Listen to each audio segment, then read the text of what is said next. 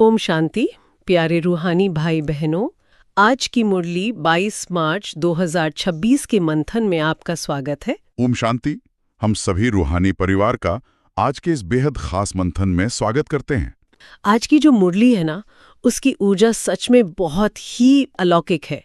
क्या आपको भी ऐसा ही महसूस हुआ? जी बिल्कुल।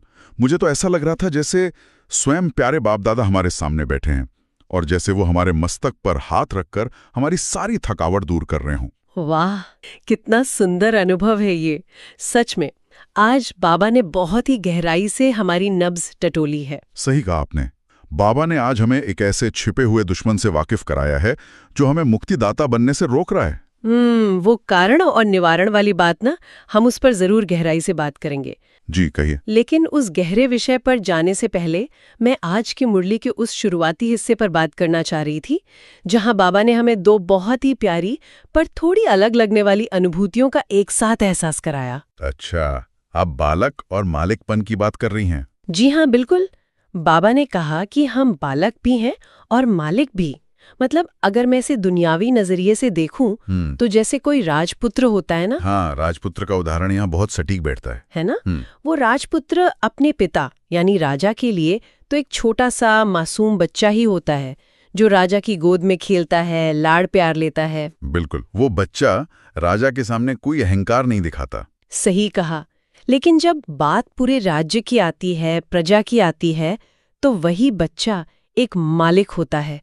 राज्य के पूरे खजाने पर उसका अधिकार होता है। क्या बात है, बहुत ही गहराई से आपने इस बात को रखा। बाबा भी हमें यही समझाना चाहते हैं। रूहानी मार्ग में ये दोनों स्थितियां एक साथ काम करती हैं। पर कभी-कभी मुझे लगता है कि इन दोनों का संतुलन बनाना थोड़ा मुश्किल हो जाता है। मुश्किल इसलिए लगता है क्योंकि हम किसी एक तरफ झुक जाते हैं। देखिए, बाबा हमें सिर्फ शक्तियां और खजाने देकर छोड़ नहीं देते, वो उन पर हमारा अधिकार तय करते हैं। अधिकार तय करते हैं मतलब स्वराज की बात कर रहे हैं आप? जी बिल्कुल। हम अपनी कर्मेंद्रियों के राजा हैं, अपने संकल्पों के राजा हैं। यही हमारा मालिकपन है।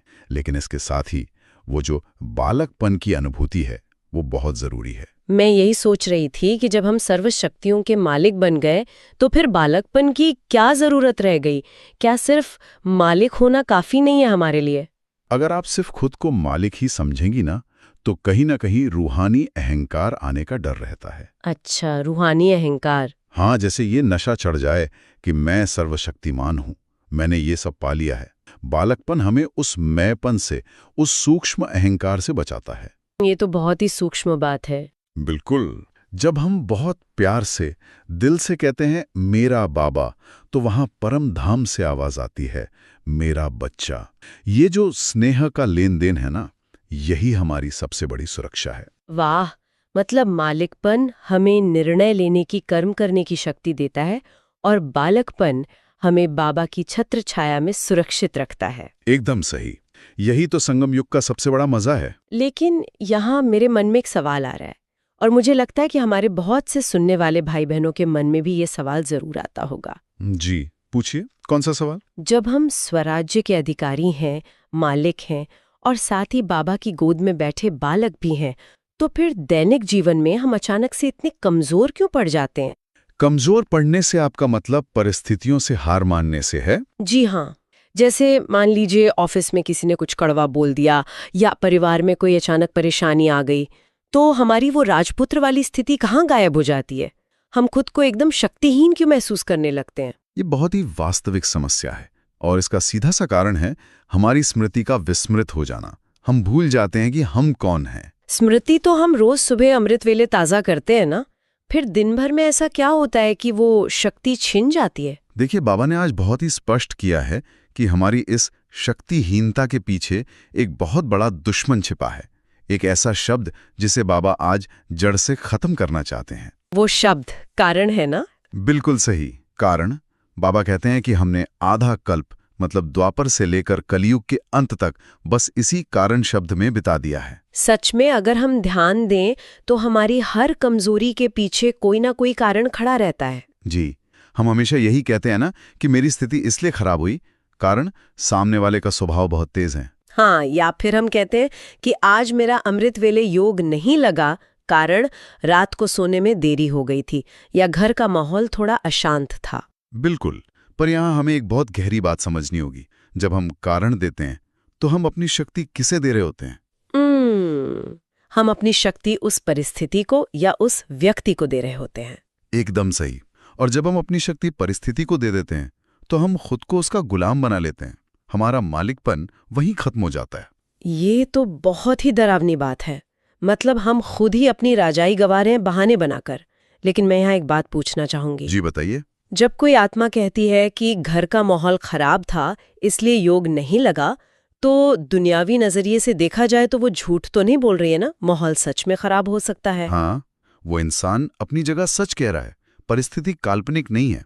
तो फिर बाबा उस वास्तविक परिस्थिति को बहाना या कारण कहकर क्यों टाल रहे हैं? बाबा हमें ऐसा क्यों कह रहे हैं कि ये गलत है?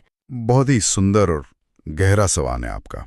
देखिए, कारण चाहे कितना भी सच क्यों ना लगे, जब आप उसे अपनी स्थिति गिरने का आधार बना लेते हैं ना, तो आप संगम युग के अपने सबसे बड़े कर्तव्य से पीछे हट जाते हैं। हमारा सबसे बड़ा कर्तव्य? आप मुक्तिदाता बनने की बात कर रहे हैं? जी हाँ। बाबा ने क्या कहा है कि अब समय आ गया है विश्व की सभी आत्माओं की समस्याओं का निवारण करने का, उन्हें उनके दुखों से मुक्त करके निर्वाण धाम यानी मुक्ति धाम ले जाने का। तो अगर हम खुद ही कारण में फंसे रहेंगे तो दूसरों का निवारण कैसे करेंगे? बिल्कुल। आप ही सोचिए, जो डॉक्टर खुद ही बिस्तर पर बीमार पड़ा हो, वो दूसरे मरीजों का इलाज कैसे करेगा? वो उन्हें कैसे बचाएगा? सही कहा। हम तो विश्व कल्याणकारी आत्माएं हैं ना। अगर हम ही परिस्थितियों के आगे घुटने टेक देंगे तो दुनिया को शक्ति कौन देगा? और इसीलिए बाबा ने आज इस शब्द को किसी सजा की तरह नहीं छुड़ाया है। बाबा ने इसे एक बहुत ही प्यारे तरीके से एक सौगात के रूप में मांग लिया है। हाँ, ये हिस्सा मुझे बहुत प्यारा लगा मुरली का। बाबा ने कहा कि मुझे कारण शब्द सौगात में दे दो। और मजे की बात देखिए, बाबा ने साथ में एक मीठी सी चेतावनी भी दी है। अमानत में खयानत वाली बात। बिल्कुल। बाबा ने कहा कि अगर आपने ये कारण शब्द मुझे गिफ्ट कर दिया है तो फिर इसे वापस नहीं लेना। अगर दैनिक जीवन में किसी बात पर गलती से ये शब्द मुंह पर आ भी जाए तो तुरंत याद आना चाहिए कि अरे ये शब्द तो मेरा है ही नहीं, ये तो मैंने बाबा को दे दिया है। जी, ये तो बाबा की दी हुई अमानत है अब हमारे पास स्मृति के रूप में। और हम ब्राह्मण बच्चे अमानत में खयानत तो कर ही नहीं सकते। सच में। कल को अगर ऑफिस में बॉस ने कुछ कह दिया और मन में आया कि इनके कारण मेरा मूड खराब हुआ, तो तुरंत ब्रेक लग जानी चाहिए। एकदम सही। मन को तुरंत बताना है कि मैं कारण बताने वाली आत्मा नहीं हूं, मैं निवारण करने वाली आत्मा हूं। और जब हम सच में कारण मिटाकर निवारण स्वरूप बन जाते हैं ना, तो उसका असर सिर्फ हमारे अंदर तक ही नहीं रहता, वो हमारी बाहरी दुनिया में भी दिखना चाहिए। बिल्कुल दिखना चाहिए। हमारे चेहरे से, हमारे चलन से वो रूहानी शक्ति छलकनी चाहिए। बाबा ने इसके लिए आज एक बहुत ही सुंदर उदाहरण दिया है, साइंस और साइलेंस का। बाबा चाहते हैं कि हमारा मस्तक हमेशा एक चमकते हुए सितारे की तरह अनुभव कराए। जी, बाबा ने कहा कि जैसे साइंस के साधन हमें गर्मी या सर्दी का एकदम स्पष्ट अनुभव कराते हैं ना, हाँ, वैसी हमारी साइलेंस की पावर, हमारी शांति की शक्ति भी दूसरों को स्पष्ट अनुभव करानी चाहिए। ये सुनने में तो बहुत ही अच्छा और ऊंचा लगता है, पर असल जीवन में जब हम लोगों के बीच होते हैं तो ये साइलेंस पावर किसी दूसरे इंसान को सच में कैसे बदल सकती है? इसे एक बहुत ही साधारण से उदाहरण से समझते हैं। हाँ, मान लीजिए बाहर बहुत भयंकर गर्मी है, पारा एकदम चढ़ा हुआ है। हाँ, जैसे आजकल होता है। जी, और आप किसी ऐसे कमरे में जाते हैं जहां बहुत अच्छा एसी चल रहा हो, तो क्या वो एसी आपको बोलकर बताता है कि देखिए मैं आपको ठंडी हवा दे रहा हूं, अब आप शांत हो जाइए? नहीं, बिल्कुल नहीं। एसी तो बस शांति से अपना काम कर रहा होता है। बिल्कुल। उसकी सिर्फ उपस्थिति ही उस कमरे के पूरे तापमान को बदल देती है। गर्मी अपने आप खत्म हो जाती है। वाह, क्या बात है। हमारी साइलेंस पावर भी बिल्कुल इसी तरह काम करती है। जब कोई इंसान बहुत गुस्से में या बहुत अशांत होकर आपके पास आता है तो वो अपने साथ एक बहुत ही गर्म ऊर्जा लेकर आता है।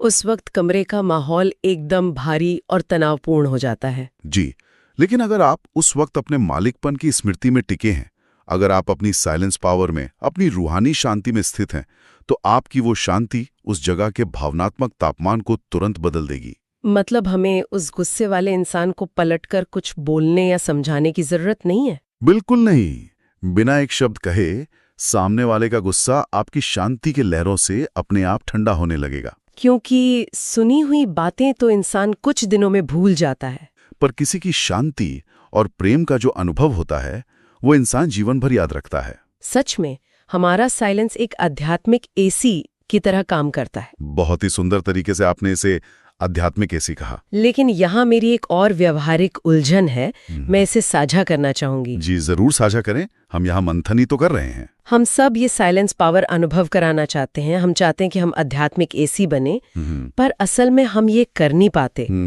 ऐसा क्यों लगता है आपको? क्योंकि हम योग में बैठते हैं, थोड़ा सा ध्यान लगाते हैं, शांति महसूस भी करते हैं, पर फिर अचानक फोन पे किसी का मैसेज आ जाता है या कोई हमारी तारीफ कर देता है और हमारा ध्यान एकदम से भटक जाता है। ये जो साइलेंस की स्थिति है, ये निरंतर क्यों नहीं रह पाती हमारे अंदर? ये बहुत ही ईमानदारी से पूछा गया सवाल है, और यहीं पर बाबा हमें ज्ञान के एक बहुत ही गहरे स्तर पे ले जाते हैं। बाबा कहते हैं कि ये साइलेंस निरंतर तब तक नहीं रह सकती जब तक हमारे अंदर एक खास वृत्ति न हो। कौन सी वृत्ति? बेहद की वैराग्य वृत्ति। जब तक ये बेहद का वैराग्य नहीं होगा, साइलेंस टिक नहीं सकती। और इस वैराग्य में जो सबसे बड़ी रुकावट है वो है हमारा देहाभिमान। देहाभिमान। पर हम ब्राह्मण तो समझते हैं कि हमने पुराने संस्कार छोड़ दिए हैं, हम ज्ञान में चल रहे हैं, सारी मर्यादाओं का पालन कर रहे हैं, फिर ये देहाभिमान अचानक बीच में कहां से टपक पड़ता है? बाबा ने आज इसका बहुत ही सूक्ष्म जवाब दिया है। बाबा ने स्पष्ट किया है कि आजकल ईश्वरीय सेवा बहुत बढ़ रही है, और सेवा के साथ साथ क्या बढ़ रहा है? सेवा के साथ साथ साधन बढ़ रहे हैं, और कहीं ना कहीं नाम और मान भी बढ़ रहा है। बिल्कुल, प्रकृति भी हमारी दासी बन रही है। सुख सुविधाओं के साधन, चाहे वो बहुत अच्छा स्मार्टफोन हो, तेज इंटरनेट हो, अच्छी गाड़ियां हो या रहने के लिए आरामदायक कमरे हों, ये सब बढ़ रहे हैं। तो क्या इन साधनों का इस्तेमाल करना देह अभिमान है? इस्तेमाल करना देह अभिमान नहीं है। बात यह है कि हमने मोटे रूप से तो अपनी बुराइयों को छोड़ दिया है। मतलब हमने पुराने संस्कारों की घास तो ऊपर ऊपर से काट दी है। घास काट दी है। हाँ, लेकिन देह अभिमान की उस सूक्ष्म बीज को हमने अभी तक योग की अग्नि में पूरी तरह भस्म नहीं किया है। उसका थोड़ा सा अंश अंदर रह जाता है, जो समय पाकर वंश बनकर बाहर निकल आता है। घास काटना और बीज को भस्म करना, इस अंतर को हम अपने रोजमर्रा के जीवन में कैसे समझें? इसे ऐसे देखिए, घास काटने का मतलब है कि आपने बाहरी रूप से गुस्सा करना बंद कर दिया। आप सबसे मीठा बोलते हैं, आपने बाहरी तौर पर सादगी भी अपना ली। हाँ, जो लोग देखते हैं उन्हें लगता है कि ये आत्मा कितनी शांत है। बिल्कुल, लेकिन जब कोई आपकी बहुत प्रशंसा करता है तो अंदर ही अंदर जो एक सूक्ष्म खुशी होती है ना, कि मैंने कितना अच्छा बोला या मैंने कितनी अच्छी सेवा की, वो जो सूक्ष्म खुशी है वो उस अहंकार का बीज है। ओहो, ये तो सच में बहुत बारीक चेकिंग है। और इसी तरह जब कोई सुख सुविधा अचानक छिन जाती है, मान लीजिए लाइट चली गई या इंटरनेट नहीं चल रहा, और अंदर एक झुंझलाहट या हलचल होने लगती है, तो वो हलचल देह अभिमान का ही अंश है। इसका मतलब देह के पदार्थों और साधनों से अभी भी कहीं ना कहीं लगाव जुड़ा हुआ है। जी हाँ, इसीलिए बाबा बार बार कहते हैं कि कमल पुष्प समान कर्मयोगी बनो। कमल का फूल कीचड़ में रहता है, पानी में रहता है, पर उस पर पानी की एक बूंद भी नहीं टिक पाती, वो बिल्कुल न्यारा रहता है। बिल्कुल सही। तो क्या इसका मतलब यह है कि हम इन सभी सुख सुविधाओं का, चाहे वो एसी हो, मोबाइल हो या लोगों से मिलने वाला सम्मान हो, इन सब का उपयोग तो करें, लेकिन मन से पूरी तरह न्यारे रहें? यही तो सच्ची साधना है। साधनों के बीच रहते हुए भी जब हमारा मन उनमें नहीं फंसता, जब हम इन सभी चीजों का उपयोग सिर्फ और सिर्फ ईश्वरीय सेवा के अर्थ करते हैं और अंदर से पूरी तरह अनासक्त रहते हैं, डिटैच रहते हैं। अनासक्त रहना, हाँ, और यही वो बेहद की वैराग्य वृत्ति है जो धीरे धीरे उस देह अभिमान के बीज को हमेशा के लिए भस्म कर देती है। बहुत ही गहरी बात है ये, और मुझे लगता है कि इसी बीज को खत्म करने की जो प्रक्रिया है ना, उसमें हम पुरुषार्थी अक्सर एक बहुत बड़ी गलती कर बैठते हैं। कैसी गलती? हम अक्सर खुद को ये दिलासा देने लगते हैं कि अरे कोई बात नहीं, अभी तो पुरुषार्थ चल ही रहा है, जैसे जैसे समय बीतेगा अंत समय तक हम बिल्कुल ठीक हो जाएंगे। बाप रे, ये तो माया का सबसे बड़ा और सबसे मीठा जाल है ना? हम सब कभी ना कभी इसमें फंसते हैं। बिल्कुल फंसते हैं, और इसीलिए बाबा ने आज हमें एक बहुत ही स्पष्ट और सख्त चेतावनी दी है। बाबा ने आज सीधा सवाल पूछा है, क्या समय आपका टीचर है? सच में ये सवाल तो सीधा दिल पर लगता है। क्या समय हमारा टीचर है? हम हर बात समय पर टाल देते हैं। आप खुद सोचिए, हम तो मास्टर रचयिता है ना, हम क्रिएटर हैं। हाँ, समय तो हमारी रचना है। बिल्कुल, समय हमारी क्रिएशन है। संपूर्णता का समय हम पर निर्भर करता है, हम समय पर निर्भर नहीं करते। मतलब हम ये नहीं कह सकते कि समय आएगा तो हम बदल जाएंगे। हमें बदलना होगा, तब जाकर वो संपूर्णता का समय आएगा। एकदम सही। अगर हमने समय को अपना टीचर बना लिया और ये सोचकर बैठे रहे कि समय हमें सुधार देगा, तो बाबा कहते हैं कि अंत में पता है क्या होगा? अंत में टू लेट का बोर्ड लग जाएगा। To let. जी, टू लेट का बोर्ड लग जाएगा, फिर हम चाहकर भी कुछ नहीं कर पाएंगे।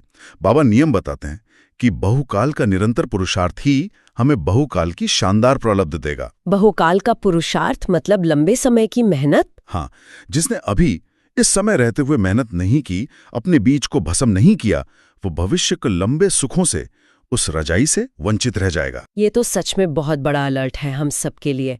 हमें आज और अभी से ही जागना होगा। बिल्कुल जागना होगा। अच्छा, समय के इस महत्व और पुरुषार्थ की इस लगन की जब हम बात कर ही रहे हैं, तो मुझे आज की मुरली का वो हिस्सा याद आ रहा है जिसने सच में मतलब मेरे दिल को गहराई से छू लिया। आप शांतिवन वाले उस अद्भुत दृश्य की बात कर रही हैं? जी, बाबा ने वतन से एक बहुत ही भावुक दृश्य देखा। जब मैं उसे सुन रही थी तो मेरी आंखों के सामने पूरा शांतिवन घूम गया। सच में वो दृश्य तो बाबा के मातृत्व और बच्चों के प्रति उनके अथाह स्नेह का सबसे बड़ा प्रमाण है। सोचिए जरा। हाँ, बाबा ने देखा कि 28-29 हजार रूहानी भाई बहनें शांतिवन में आए हुए हैं। इतनी बड़ी संख्या, बाप रे। जी, एक साथ इतने सारे बच्चे अपने बाप से मिलने पहुंचे हैं। मैं उस दृश्य की कल्पना कर रही हूँ। इतनी बड़ी भीड़ में लंबी लंबी लाइनों में भाई बहनें खाने के लिए खड़े हैं। और सोने के लिए भी कोई खास सुविधा नहीं, जहाँ थोड़ी सी भी जगह मिल रही है बस जमीन पर ही अपना बिस्तर लगा लिया है। हाँ, और शायद उस वक्त पानी की भी थोड़ी कमी महसूस हुई होगी, क्योंकि इतनी बड़ी संख्या थी। कोई साधारण दुनियावी इंसान होता तो पक्का शिकायतें करने लगता। बिल्कुल, दुनिया में तो छोटी सी असुविधा होने पर लोग झगड़ने लगते हैं, परेशान हो जाते हैं। लेकिन बाबा ने परमधाम से, वतन से क्या देखा? बाबा ने देखा कि उन हजारों बच्चों के चेहरों पर रत्ती भर भी शिकन नहीं थी। एक जरा सी भी थकावट या परेशानी नहीं। हर एक चेहरे पर बस एक अलौकिक खुशी थी, क्योंकि उन सभी को पता है कि ये कोई दुनिया का साधारण मेला नहीं है, ये तो रूहानी मौजों का मेला है। मौजों का मेला, क्या शब्द है। और बच्चों की इस तपस्या को, इस सादगी को देखकर बाबा का वो जो मातृ हृदय है ना, वो एकदम छलक उठा। हाँ, बाबा ने कहा कि उनके मन में संकल्प चला कि अभी इसी वक्त वतन से अपने इन प्यारे बच्चों पर रजाइयों और गदेलों की बरसात कर दूं। वाह, ये है परमात्मा का सच्चा प्यार। सोचिए, भगवान अपने बच्चों को थोड़ी सी भी तकलीफ में नहीं देख सकते, पर खुशी खुशी सहन करने से ही तो हमारी सहन शक्ति बढ़ती है। बिल्कुल, तपस्या में जो आनंद है वो सुख सुविधाओं में कहाँ। जब मैं इस दृश्य के बारे में सोचती हूँ तो मुझे गहराई से ये एहसास होता है कि पूरे कल्प में, पूरे इतिहास में इतना बड़ा, इतना सहनशील और इतना प्यारा परिवार किसी का नहीं हो सकता। सही कहा आपने, ये सिर्फ और सिर्फ शिव बाबा का ही कमाल है। और इसी विशाल परिवार में इन सब बच्चों को संभालने के लिए बाबा ने आज निमित्त आत्माओं को एक बहुत बड़ी जिम्मेदारी भी दी है। अच्छा, निमित्त आत्माएं यानी हमारी रूहानी टीचर्स और मधुबन निवासी भाई बहन। जी, बाबा ने विशेष रूप से उन्हें 6-7 मास का एक बहुत ही खास होमवर्क दिया है। ये 6-7 मास का होमवर्क क्या है? बाबा ने कहा है कि नंबर 1 बनो, नंबर वार नहीं। पर इसका व्यवहारिक रूप से क्या मतलब है? इसका व्यवहारिक अर्थ बहुत ही सूक्ष्म है। बाबा ने कहा है कि अब जो भी आत्मा आपके संपर्क में आए, वो आपकी किसी विशेषता को ना देखे। मतलब वो हमारी तरफ आकर्षित ना हो। बिल्कुल, वो आपकी तरफ आकर्षित होने के बजाय ये महसूस करे कि इन्हें बनाने वाला कौन है। यानी हमें स्वयं को प्रत्यक्ष नहीं करना है, बल्कि बाप को प्रत्यक्ष करना है। एकदम सही। जब कोई आपकी प्रशंसा करे तो वो अहंकार में नहीं बदलनी चाहिए, बल्कि आपका हर कर्म, आपकी हर बात सामने वाला का कनेक्शन सीधे शिव बाबा से जोड़ दे। यानी अगर कोई आके मुझसे कहे कि आप बहुत अच्छा ज्ञान सुनाती हैं, आपकी आवाज में बहुत शांति है, तो मैं उसे ये अनुभव कराऊं कि ये ज्ञान मेरा नहीं है, ये तो उस रूहानी सर्जन का है जिसने मुझ जैसी आत्मा को बदल दिया है। जी हाँ, यही तो नंबर 1 बनना है। बाबा ने कहा ना, विन करो और 1 बनो। आपको दूसरों के लिए एक एग्जाम्पल बनना है। वाह, विन और 1, बहुत ही सुंदर लक्ष्य है ये। और मुझे लगता है कि ऐसी श्रेष्ठ स्थिति निरंतर बनाए रखने के लिए ही बाबा रोज हमें वरदान देते हैं। बिल्कुल, और आज के वरदान में तो इस स्थिति का पूरा रहस्य ही पिरोया हुआ है। तो चलिए आज के वरदान की गहराई में उतरते हैं। आज बाबा का वरदान है, कर्म करते हुए कर्म के बंधन से मुक्त रहने वाले सहज योगी स्वतः योगी भव। कर्म करते हुए कर्म के बंधन से मुक्त। मैं यहाँ थोड़ा रुकना चाहूंगी, क्योंकि हम सब कर्म तो कर ही रहे हैं। कोई घर संभाल रहा है, कोई ऑफिस जा रहा है, कोई बच्चों को पढ़ा रहा है, लेकिन इस कर्म के बंधन से मुक्त कैसे रहा जाए? असल में ये बंधन है क्या? ये बहुत ही व्यवहारिक सवाल है। देखिए, कर्म करना बंधन नहीं है। तो बंधन क्या है? कर्म का बंधन तब बनता है जब आप कोई काम कर रहे हो और उस काम का जो तनाव है या उसका जो नतीजा है या उस काम से जुड़े लोगों का जो व्यवहार है वो आपकी बुद्धि को पूरी तरह अपनी तरफ खींच ले। मतलब जब काम करते करते हमारी आंतरिक शांति भंग हो जाए, मन भारी हो जाए। जी हैं, जब मन फंस जाए तो वो बंधन बन गया। लेकिन जो महावीर बच्चे हैं वे कर्म पूरी जिम्मेदारी से करते हैं, बहुत अच्छे से करते हैं, लेकिन उनकी बुद्धि किसी भी साकारी आकर्षण या तनाव में नहीं फंसती। न्यारे रहते हैं। बिल्कुल। डायरेक्शन मिलते ही 1 सेकंड में वे देहभान से परे एकदम अशरीरी बन जाते हैं। यानी हाथ से काम हो रहा है लेकिन मन पूरी तरह से बाप की याद में टिका हुआ है। और इसी अवस्था को बाबा सहज योगी कहते हैं। सहज योगी मतलब उसे योग लगाने के लिए कोई बहुत जोर नहीं लगाना पड़ता, कोई मानसिक संघर्ष नहीं करना पड़ता। बिल्कुल नहीं। उसका हर श्वास और उसका हर संकल्प प्राणेश्वर बाप में स्वाभाविक रूप से स्थित रहता है। वो स्वतः योगी होता है। बहुत ही सुंदर। और जो आत्मा ऐसे सहज योगी बन जाती है, मुझे लगता है उसी के लिए आज का स्लोगन भी दिया गया है। जी, आज का स्लोगन क्या है? बाबा ने स्लोगन में कहा है, एक रस स्थिति के श्रेष्ठ आसन पर विराजमान रहना यही तपस्वी आत्मा की निशानी है। वाह, एक रस स्थिति का श्रेष्ठ आसन। अगर हम एक रस स्थिति इस शब्द को रोजमर्रा के जीवन में समझें तो इसका क्या मतलब होगा? इसका सीधा सा मतलब है कि बाहर चाहे कुछ भी हो रहा हो, अंदर का मौसम नहीं बदलना चाहिए। जैसे मान लीजिए कि आज आपको बहुत बड़ी प्रशंसा मिल गई, किसी ने बहुत तारीफ कर दी, और अगले ही पल किसी ने आपका बहुत बड़ा अपमान कर दिया, कुछ बुरा भला कह दिया। जी। तो एक रस स्थिति का मतलब है कि आपके दिल की धड़कन, आपके मन की शांति दोनों ही स्थितियों में बिल्कुल समान रहे।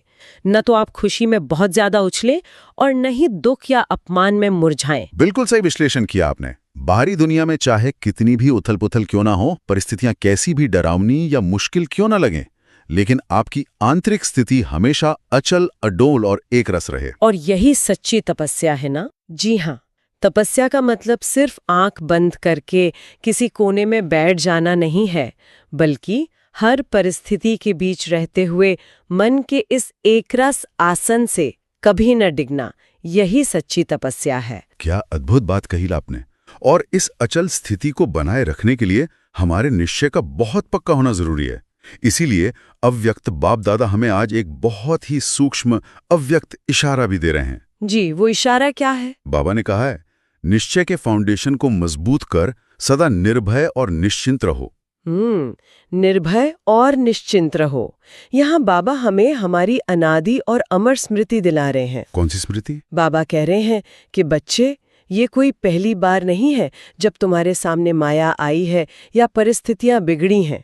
हमने अनेक अनेक बार कल्प कल्पांतर बाप को पहचाना है और माया को हराया है। वाह, अनेक बार की विजय की स्मृति, ये सोचकर ही अंदर कितनी शक्ति आ जाती है। बिल्कुल आती है। जब हमें पहले से ही पता है कि अंत में जीत हमारी ही होनी है, क्योंकि हम इस पूरे नाटक में पहले भी करोड़ों बार जीत चुके हैं, तो फिर डर कैसा, चिंता कैसी? सही कहा। ये जो निश्चय है ना, ये हमारे वर्तमान पुरुषार्थ को एकदम सहज और निर्भय बना देता है। जी, और यही वो शक्ति स्मृति है जो हमें हर पल आध्यात्मिक रूप से चार्ज रखती है। तो चलिए प्यारे रूहानी भाई बहनों, आज के इस असीम ज्ञान सागर में इतने गहरे गोते लगाने के बाद अब समय है इस शक्ति को अपने भीतर समेटने का। हाँ, जो कुछ भी हमने आज बाबा से सुना और समझा है, चाहे वो हमारा मालिकपन हो, निवारण स्वरूप बनना हो या फिर एक रसस्थिति का आसन हो, उसे अब अपने रोम रोम में उतारना है।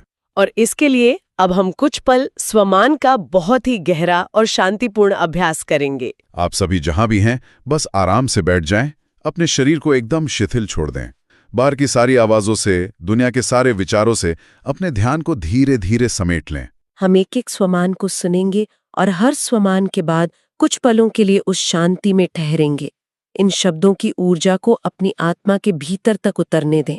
अपने मस्तिष्क के बीच उस दिव्य ज्योति को चमकता हुआ देखें और महसूस करें, मैं रूहानी राजपुत्र, सर्व खजानों की मालिक आत्मा हूं। इस अधिकारीपन को महसूस करें। मैं हर कारण को निवारण में बदलने वाली विश्व की मुक्तिदाता आत्मा हूं। मैं मास्टर सर्वशक्तिमान हूँ। मैं परिस्थितियों के बीच भी सदा एक रस स्थिति के श्रेष्ठ आसन पर विराजमान सच्ची तपस्वी आत्मा हूं। मेरी शांति अचल है, अडोल है। मैं अनेक बार की माया जीत सदा विजयी और निश्चिंत आत्मा हूं। ओम शांति।